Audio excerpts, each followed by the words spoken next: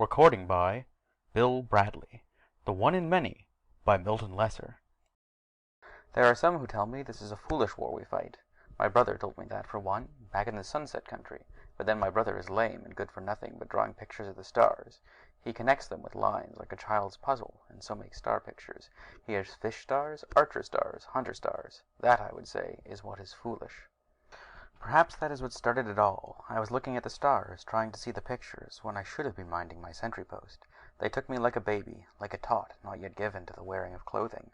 The hand came out of the darkness and clamped over my mouth, and I ceased my struggling when I felt a sharp blade pricking the small of my back. At first I feared they would slay the entire camp as it slept. I cursed my brother for his star pictures, cursed our leader who had sent us here, 20 archers against the onest outpost on our country's border. But the Onists had other ideas. They took me away. I had to admire their vitality, because all night we ran through the silent woodlands, and they seemed tireless. I could maintain their pace, of course, but I'm a pluralist. I could see their village from a long way off, its night's fires glowing in the dark. It was only then that we slowed our pace. Soon we entered the place, a roughly circular area within a stockade, and my captors thrust me within a hut. I couldn't do much worrying about tomorrow, not when I was so tired. I slept. I dreamed a stupid dream about the Onist beliefs, the beliefs of an unimaginative people who could picture one maker and one maker only. I must have chuckled in my sleep. "You're awake." A brilliant statement that, because I had sat up, squinted into the bright sunlight streaming in through the doorway, yawned and stretched. The Onists, I tell you, lack imagination. The girl who spoke was pretty enough for a Onist. She smiled, showing even white teeth. "Do you pluralists eat?" I nodded and rubbed my belly. I was to have had dinner after my turn as sentry the night before, and now I felt like I could do justice to my portion, even at one of the orgies for which the Onists are so famous. "Bring on your food and I'll show you," I told her. She turned her back to walk outside. It was early and the village seemed silent. Surely they hadn't intended this one slim maid to guard me, yet she seemed alone. I leapt at her, circled her neck with my arm, and prepared to make my exit. They would laugh around our fire when I told them of this fine example of the Onist lack of foresight. Except the girl yelped, not loudly, but it was loud enough, and a big muscular Onist came striding in with his throwing spear.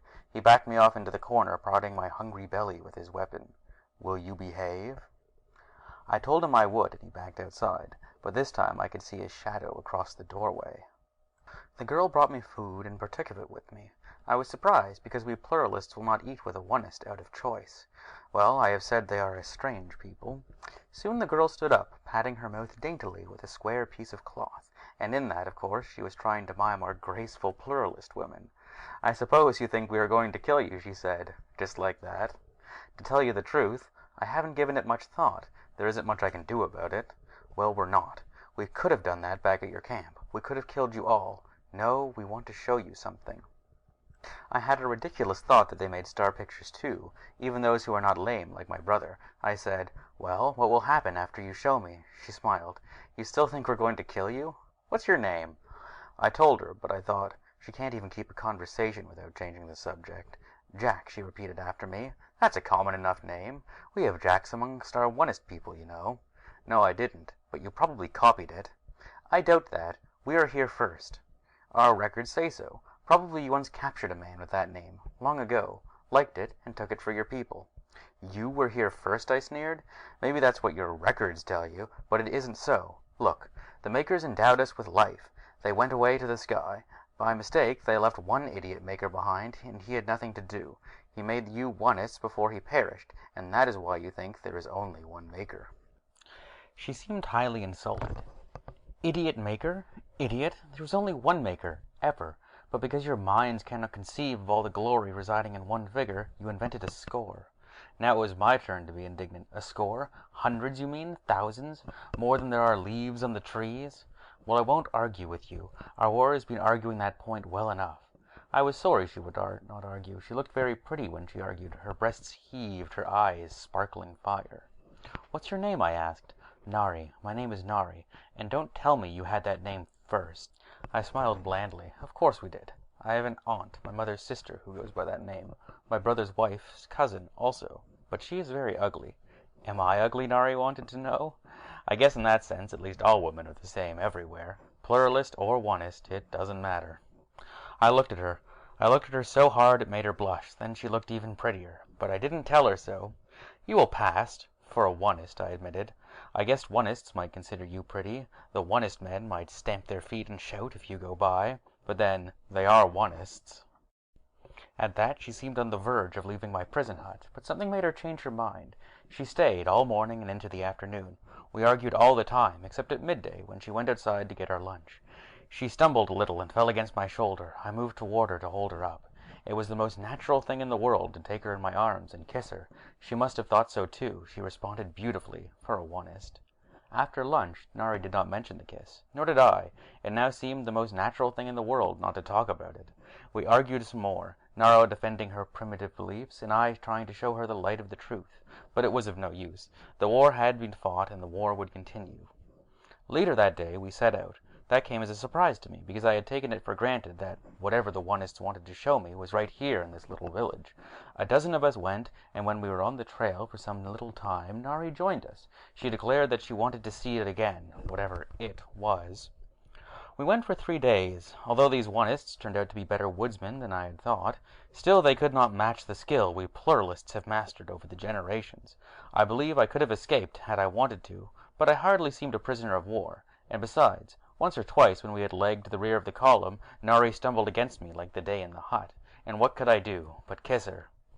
It was another village we reached at the end of our march, much bigger than the first. Surprisingly, it looked a lot like a Pluralist town, although it may only have seemed so because I had been out in the woods for 3 days. They took me straightways to the village square, and it was there that I saw the statue. These statues of the makers are rare, and I was surprised to see one in a Onist village. I got on my knees at once to do it reverence.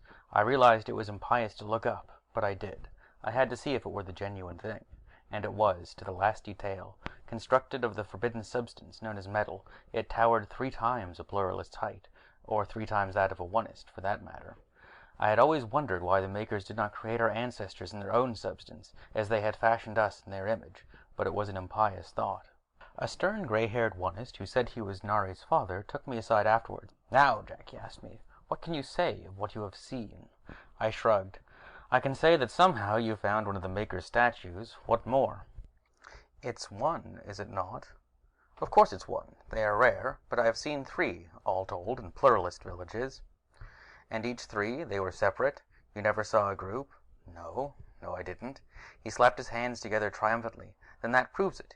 Each one is a copy of the original maker. But there was only one. Otherwise you would have seen statues in groups. And that is why you are here, Jack. We want you to go back to your people and tell them what you saw." I shook my head. "What you say isn't logical. So what if these statues are never in pairs or in groups? We've only seen a few, when once there must have been many.